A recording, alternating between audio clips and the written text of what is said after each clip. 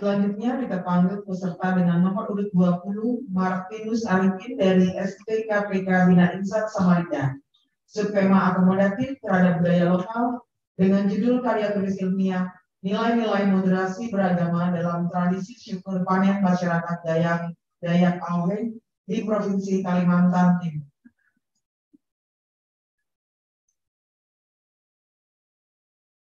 Terima kasih atas waktu yang diberikan kepada saya. Pertama-tama yang terhormat yang Dimas Katolik Indonesia dan para dewan juri, para pastor, suster, dan seluruh mahasiswa-mahasiswi yang saya cintai, saya kasih, dan saya banggakan. Saya Martinus Arifin dari STKPK Bina Insan Kuskupan Agung Samarinda. Di sini saya akan mempresentasikan hasil penelitian saya dengan judul Nilai-nilai moderasi beragama dalam tradisi syukur panen masyarakat Auhe di Provinsi Kalimantan Timur. Yang pertama berangkat dari latar belakang. Di sini saya akan menjelaskan bahwa negara kita, negara Indonesia, memiliki banyak ragam kebudayaan. Ragam kebudayaan ini terdapat pada daerah kita masing-masing. Kekayaan akan kebudayaan ini menjadi identitas kita dari daerah kita masing-masing, dari suku kita masing-masing sebagai warga negara Indonesia. Ada salah satu ahli antropologi, yakni Bapak Profesor Dr. Uncoro Ningrat, yang menyatakan bahwa adat istiadat merupakan bagian dari tradisi yang secara langsung memiliki pengertian kebudayaan. Jadi, kebudayaan ini merupakan pewarisan dari nenek moyang yang diwariskan secara turun-temurun dari dulu hingga sampai saat ini. Sehingga tidak heran banyak kebudayaan yang sangat populer di Indonesia. Salah satunya, mohon izin kepada saudara kita dari Nias, sini saya akan memperkenalkan tradisi lompat batu yang sangat populer yang kita kenal. Suku Nias memiliki tradisi lompat batu. Dari tradisi ini, suku Nias mengekspresikan bahwa identitas mereka memiliki tradisi yang sangat populer sehingga kita kenal bahwa tradisi ini sangat menarik dan bisa menarik para wisatawan untuk mengenal akan kebudayaan ini. Bayangkan saja, saudara-saudara kita dari suku Nias ini bisa melompat batu kurang lebih tinggi 2 meter. Dan ini harus membutuhkan pelatihan yang cukup berat. Dan dalam penelitian ini, dalam konsep moderasi beragama, ada praktek dan sikap yang agama yang akomodatif terhadap budaya lokal dan tradisi.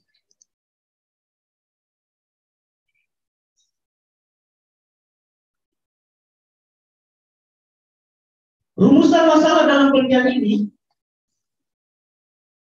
berdasarkan uraian latar belakang, maka rumusan masalah dalam penelitian ini adalah bagaimana nilai-nilai moderasi beragama dalam tradisi syukur panen masyarakat Dayak Auhe.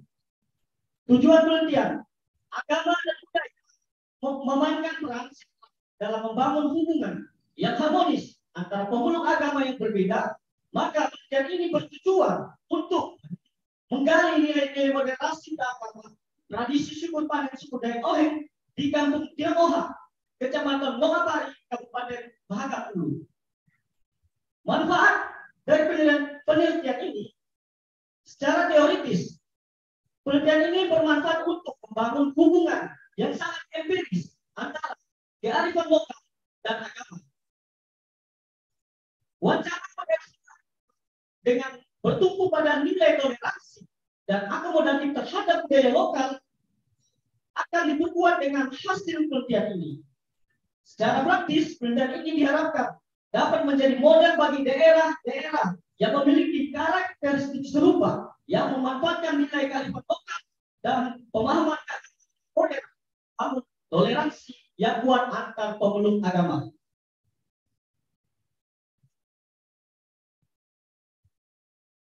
Selanjutnya dari kajian teori. Di sini saya akan menjelaskan secara rinci. Yakni pertama, konsep moderasi dalam variabel penulisan saya. Yang pertama moderasi beragama, etnografi Dayak, konsep kebudayaan. Di sini saya akan menjelaskan bahwa masyarakat Dayak ini melihat kebudayaan adalah cara hidup. Maksud dari cara hidup ini adalah masyarakat Dayak melihat budaya ini memiliki nilai yang sangat luhur, yang dapat mempersatukan perbedaan baik agama, suku, maupun bahasa. Dan di sini saya akan menceritakan sesuai dengan penelitian saya suku panen pada suku Dayak Auheng, bahwa ada yang dinamakan adat Kotompari, yaitu adat panen padi, yakni tradisi yang ada pada suku Dayak Auheng. Di dalam tradisi ini melihat bahwa ada akomodatif, praktek sikap beragama yang akomodatif pada tradisi.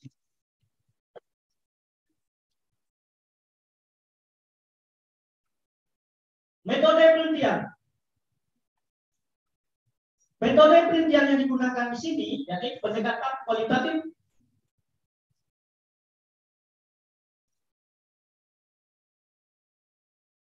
yang didasarkan pada prinsip gradient teori. Pertama, saya mengumpulkan data dengan mengumpulkan dokumen-dokumen tertulis mengenai syukur panen dari penulis terdahulu. Yang kedua, saya mengumpulkan dokumen foto dan rekaman seperti foto yang ada pada slide presentasi saya. Terus yang ketiga, saya mewawancara 3 narasumber yang mengerti tentang tradisi atau adat pada masyarakat Auheng di Tiong Ohang. 3 informan ini yakni ketua adat, kepala adat, yang kedua staf adat, yang ketiga tokoh masyarakat. Tokoh masyarakat ini yang sekaligus adalah seorang katekis. Hasil dan pembahasan. Masyarakat Auheng mempunyai tradisi atau adat yang sama seperti suku Dayak pada umumnya. Adat suku pada umumnya terbagi menjadi 3 bagian besar, yaitu kelahiran, kehidupan, dan kematian, yang pada setiap bagian mempunyai ritual masing-masing. Dan setiap ritual berbeda-beda pada setiap suku Dayak. Salah satunya upacara adat Kotompari, yang artinya adat panen padi, yang merupakan bagian dari tradisi berladang. Di sini saya akan menjelaskan bagaimana suku kami. Mohon maaf, saya memang dari suku Dayak Auheng. Di sini saya akan menceritakan bagaimana suku Auheng ini berladang. Pertama-tama suku Dayak Auheng ini berladang. Yang pertama dilakukan membuka lahan. Dalam bahasa Auhengnya Dore Umo. Terus yang kedua, menebas biasa, soan umo. Terus yang ketiga, menebang pohon, tomong umo. Yang ketiga, yang terakhir, yakni membakar lahan atau ladang untuk umum. Dari tradisi ini dilihat ada nilai-nilai yang terkandung. Setelah melakukan tahap peladangan, ada yang dinamakan ritual syukur panen padi. Yakni ada 3 tahap. Hari pertama, hari kedua, dan hari ketiga. Hari pertama ini adalah dalam bahasa Auheng tujuk, yang artinya santap. Yang tahap yang kedua, yakni masyarakat Auheng memanen padi secukupnya untuk mempersiapkan hasil panen ini untuk perayaan syukur panen pada hari ketiga, yakni dalam bahasa Auheng Mari.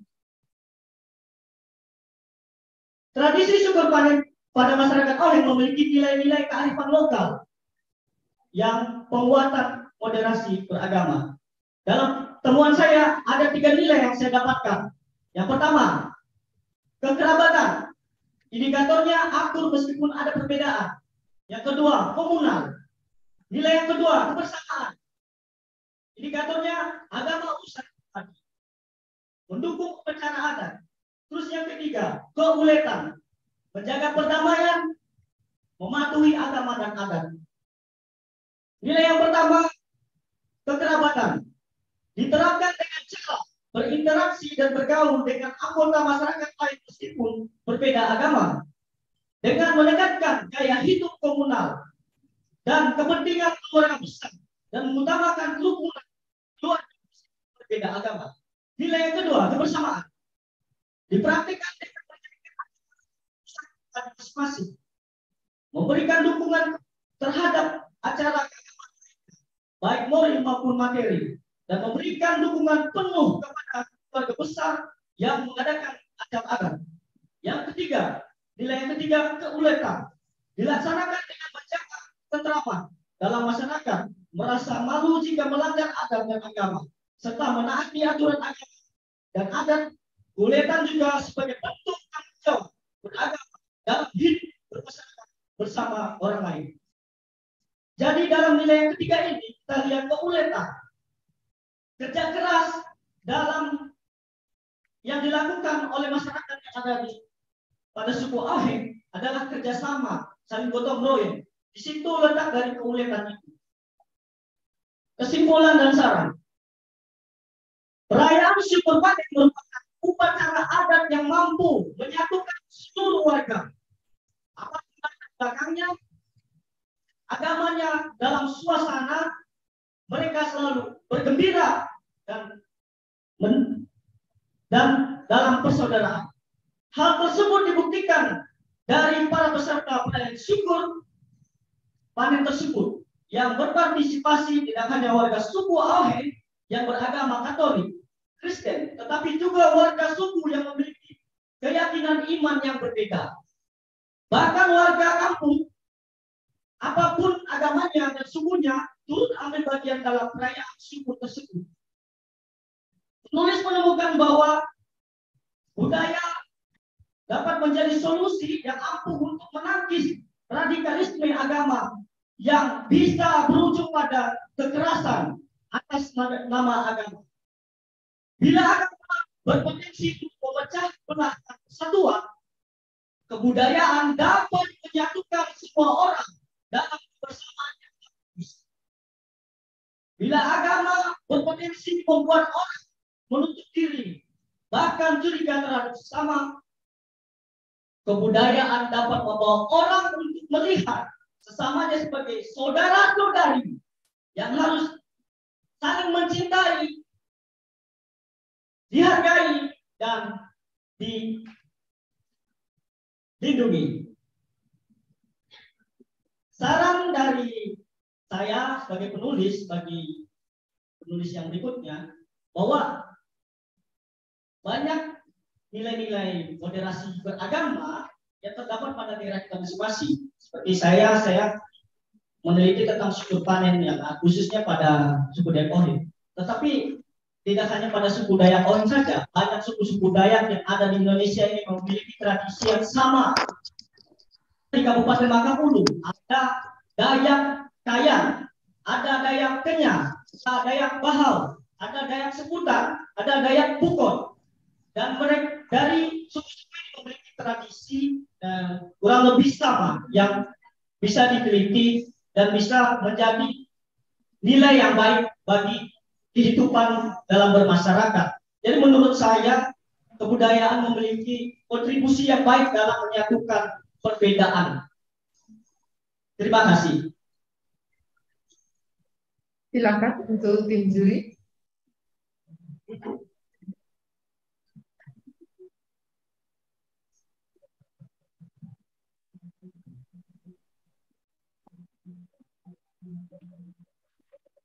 Romo Marcos. Halo, saya?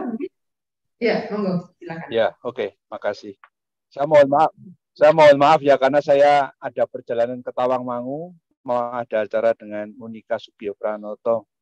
Tetapi saya mengikuti dengan baik kok. Ini moga-moga sinyal lancar terus. Profesiat ya, Martinus Arifin untuk nilai-nilai moderasi beragama dalam tradisi syukur panen masyarakat Dayak Auheng ya.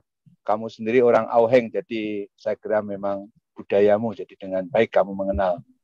Tema sangat sesuai ya dengan tema lomba moderasi beragama, dan memang juga dari artikel-artikel yang lain saya selalu mengamini kearifan lokal kita itu begitu kaya, berbeda-beda, tetapi semua memiliki ada nilai-nilai yang yang universal sebenarnya, kayak persaudaraan, kekerabatan, kesetia kawanan, solidaritas. Itu kan nilai-nilai solidaritas, nilai-nilai umum, universal, ada di semua bangsa umumnya. Lalu penyajianmu dari PPT-nya itu singkat, 9 slide. Bagus nih tadi kamu bisa sampai selesai. Beberapa kali gayamu juga bebas, lepas teks, sehingga tampak lebih bisa improvisasi. Sampai-sampai saya karena online tidak lihat kamu di mana ini sih, Martinus, karena memang kameranya kan tidak selalu ikut ya. Tapi tidak apa-apa. Suaramu lantang, terus meninggi. Sehingga lama-lama orang juga bisa capek mendengarkan. Karena itu kan kalau kita itu mendengarkan suara yang tinggi terus itu kan capek. Kadang-kadang baik dinamik, lalu kecepatan, itu kadang-kadang kita atur supaya tidak selalu sama. Itu tips untuk kalau tampil ke publik lebih mengesan, lebih menarik, kalau omongannya juga bisa diatur gitu. Tidak selalu tinggi kayak kamu, itu kayak pidato mau demo itu ya. Ya, metode cukup jelas ya. Bahasanya lumayan, meskipun saya harus katakan masih banyak sekali tipe-tipe atau kesalahan ketik yang harus diperbaiki, rumusan-rumusan juga untuk menjadi artikel yang baik ini masih perlu diolah penulisan gaya bahasanya. Lalu saya mau menegaskan atau menggarisbawahi kata-kata Profesor Edi tadi, yang tidak hanya padamu, tapi cukup banyak artikel yang lain yang saya baca. Bahkan kadang-kadang muncul di surat kabar juga, yaitu penggunaan kata sehingga sebagai kata pertama dalam kalimat. Itu kan tidak pas. Sehingga itu kan bukan untuk mengawali kalimat, itu keterangan sebenarnya. Jadi ditempatkan sesudah kalimat subjek predikat pokok, kalimat pokoknya. Itu ya. Itu menggarisbawahi Romo Edi. Hanya rekomendasi, seluruh hasil pembahasan oke saya. Hanya rekomendasimu atau saran itu kurang terlalu jelas. Memang kamu menyebut mengenai keterbatasan penelitian, tetapi saya ngira-ngira ini saranmu untuk publik apa? Apakah saran untuk kelompok Dayak Auheng sendiri, atau juga untuk kami yang tidak mengalami ya? Itu kan baik kalau sempat dipancing dengan pernyataan yang bisa membuat orang berefleksi atau menemukan insight-nya. Saya punya pertanyaan, Martinus. Apa kamu tadi kan nyebut banyak sekali suku Dayak ya, dan saya juga tahu itu bahwa memang begitu. Dan apakah di setiap suku Dayak ada tradisi syukur panen semacam itu, atau cuma di tempatmu saja, di tempat sukumu saja? Saya ini pertanyaan informatif lebih-lebih. Terima kasih. Baik, Pastor, terima kasih pertanyaannya. Di sini saya akan menjelaskan bahwa tradisi syukur panen itu secara khusus yang saya teliti memang ada di Kampung Timohang pertama. Dan tradisi syukur panen ini terdapat pada suku-suku Dayak lainnya, khususnya di Kabupaten Mahakam Putu. Dari suku-suku yang saya sebutkan tadi, Kayan, Kenya, Bahau, Sekutan, Bukot, seperti itu memiliki tradisi yang sama seperti suku Dayak Auheng, dan perlu diteliti karena menurut saya dari budaya ini, tradisi ini memiliki nilai yang kontribusi yang sangat baik dalam menyatukan kehidupan bermasyarakat tanpa membedakan. Terima kasih. Ya, terima kasih. Ya. Oke, saya lanjutkan ya. Nah, Martinus. Jadi kearifan lokal seperti ini, yang seperti ada di suku Dayak Auheng, itu hanya bisa diterapkan untuk daerah yang memiliki karakteristik khusus ya, mungkin Kalau yang hidrogen sudah tidak bisa lagi. Karena sesuai dengan penelitian saya, Pak, pada masyarakat Dayak memang sudah ada. Dan kalau untuk secara umumnya mungkin banyak yang sama seperti yang ada pada masyarakat Ohen itu bagi sisi petani. Ya, kalau suku Dayak Ohen kan memang mungkin ya satu etnik ya atau etnis. Itu di daerah mana ya? Ini saya akan menjelaskan. Dari Jakarta rutenya, Pak, saya kasih tahu. Dari Jakarta ke Samarinda, dari Samarinda ke Tering, dari Tering ke Lombagun. Nah, karena ada biang di sana, kita harus tidur semalam di situ. Nah, dari Lombagun ini paginya kita berangkat jam 9 ke Kecamatan Mawapari dan sampai di kampung saya pada pukul jam 3 sore. Ya, maksudnya apa? Kabupaten? Provinsinya Kalimantan Timur, kabupatennya Mahakam, kecamatannya Longapari, kampung tempat saya penelitian Timohan. Jadi berapa jam kalau dari Samarinda? Kalau Samarinda kurang lebih 6 jam. 6 jam. Ya, cukup ya. Jauh sih. Tapi banyak yang. Bedanya dengan pening apa? Sebutan pening itu secara umum, Pak, bagi Dayak, suku Dayak Oen itu dipanggilnya penihi. Nah, di sana itu terbagi menjadi 3 suku yang ada di Kecamatan Wapari. Yang pertama suku Oen, yang kedua suku Bukon, yang ketiga suku Seputan. Nah, 3 rumpun suku ini disebut penihi. Jadi bisa juga disebut pening ya. Ya. Tapi saya pernah membaca tentang Gelamanik. Tahu nggak? Gelamanik yang biasa digunakan oleh suku Oen. Tahu? Ya, tahu. Bisa diceritakan sedikit? Karena itu menarik juga secara matematika, ya, etnomatematika kita biasa menyebutnya. Ini saya akan menceritakan untuk kita semua bahwa Gelamanik ini tidak sekedar gelang, tapi memiliki nilai yang sangat kuat. Jika orang Dayak memberikan kita gelang, mengikatkan gelang ini ke tangan kita, berarti mereka sudah menganggap kita saudara. Jadi kita ke sana, orang Dayak memberikan gelang ini, bahwa mereka menerima kita, kehadiran kita, dan menjadikan kita sebagai saudara mereka. Seperti itu. Terima kasih. Lalu arti dari manik-maniknya sendiri?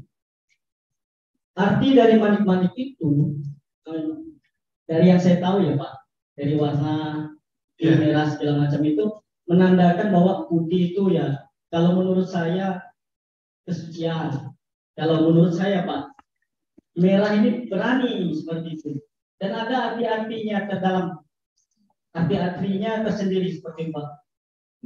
Begitu. Kamu nggak terlalu paham ya? Oke, baik, terima kasih.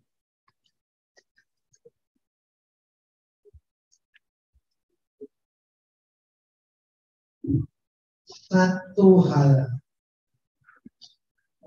saya membaca hasil penelitian ini, saya sangat mengapresiasi orang setempat menggali, menemukan kekayaan yang menjadi kekhasan orang setempat. Dan ini cara yang salah satu cara yang terbaik untuk menghargai, menggali, memperkaya, bahkan nantinya melakukan interpretasi juga ke depan, bagaimana pendalaman proyek tentang kebudayaan itu diperkaya. Jadi saya belajar banyak dari pola penelitian dan topik yang dengan kata lain, saya mengapresiasi penelitian yang berciri corak sosioetnologi. Tapi saya belum melihat seperti halnya saya gariskan.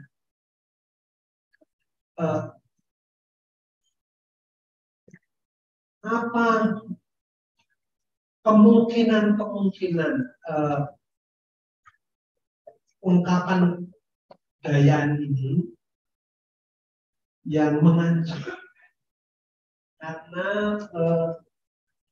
seperti tadi dikatakan, kalau masyarakat itu hanya seragam, mungkin bisa dikendalikan. Tapi kalau semakin beragam, terbuka, bergaul dengan banyak masyarakat atau kelompok masyarakat, kemudian akan mengalami kesulitan. Nah, apakah kamu di dalam kajian kamu juga ada ancaman yang real bahwa kebudayaan yang sangat kubur ini akan tergerus oleh modernisasi? Baik, terima kasih Pak. Saya akan menjawab. Kalau saya lihat bahwa tradisi ini sangat menarik sebenarnya untuk dikembangkan. Tapi karena ada kayak suku-suku lain yang datang, orang-orang pendatang yang berarti masuk ke wilayah khususnya Lopapari. Jadi kebudayaan itu sebenarnya harus diperkuat lagi sebenarnya, supaya tidak hilang. Nah, secara modernisasi kita ketahui bahwa kebanyakan anak muda sekarang itu tidak mau belajar tentang kebudayaan. Itu salah satunya. Dan untuk memperkuat kebudayaan itu tetap hidup, yakni tokoh-tokoh adat ini harus memperhatikan anak-anak mudanya. Mereka harus diajarkan tentang kebudayaan itu, mengajarkan nilai-nilai yang ada, supaya tidak akan hilang dari tradisi itu yang ada pada tempat tersebut. Seperti itu. Jadi menurut saya, dari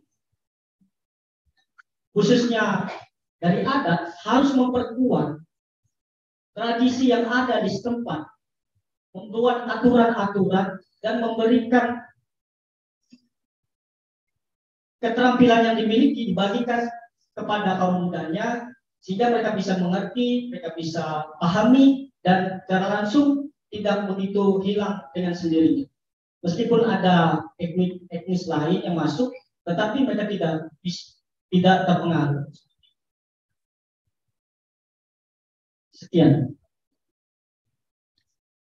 Oke, saya tambahkan.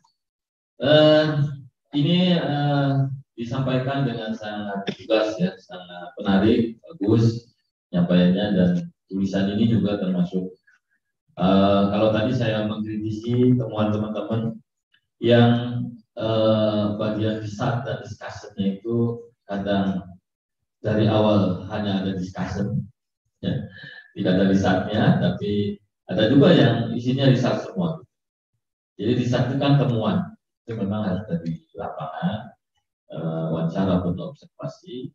Ini sudah bagus, ada foto-fotonya segala ya, dan itu juga sudah disampaikan dengan cukup jelas ya terkait tradisi itu ya, tradisi syukuran panen. Kemudian dalam discussion juga ada referensi ya dari para peneliti sebelumnya ataupun pakar. Jadi ini sudah betul-betul sebuah penelitian ya. Jangan sampai penelitian itu hanya akan di lapangan, lepas dari kita penelitian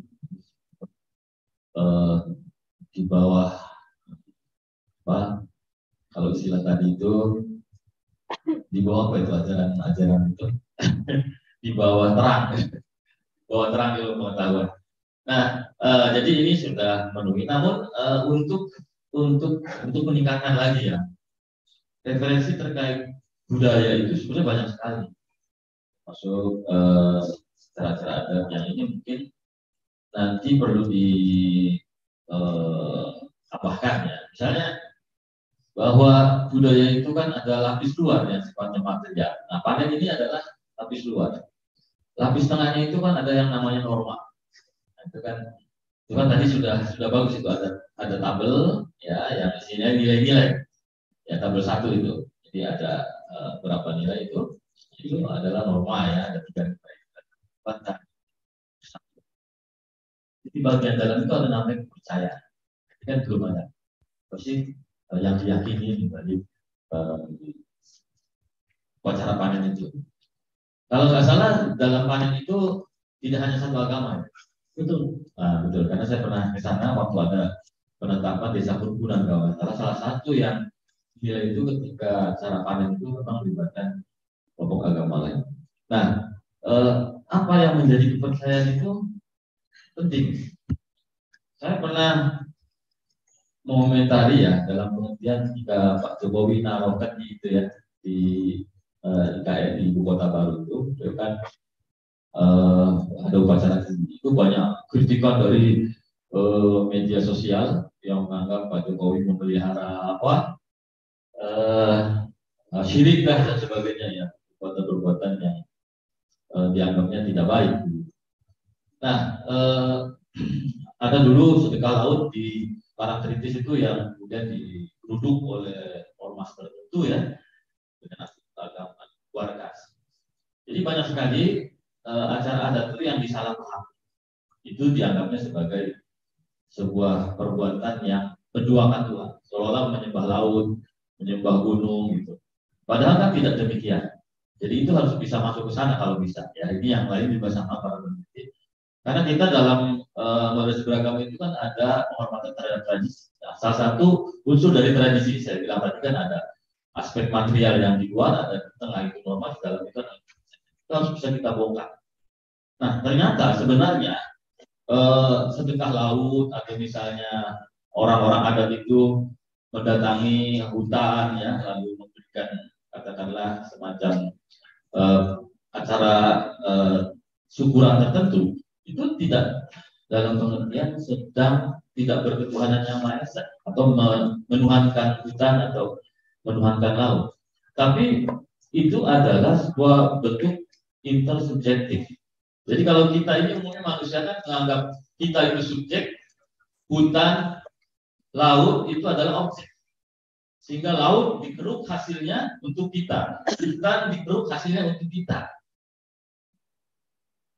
Tapi masyarakat adat itu menganggap bahwa mereka juga subjek. Kita mengambil manfaat dari hutan dan laut. Masyarakat adat itu sangat tergantung kepada hutan. Masyarakat pesisir pantai sangat tergantung kepada laut. Wujud terima kasihnya itu dengan melakukan upacara-upacara.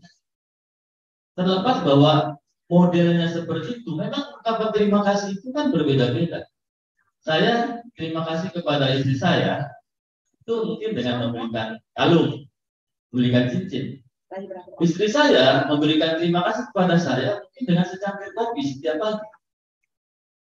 Kan nggak mungkin istri saya memberikan cincin kepada saya, atau saya membuatkan kopi kepada istri saya. Jadi ungkapan-ungkapan terima kasih itu bisa berbeda-beda. Itu. Jadi tidak dimaknai sebagai penyembahan.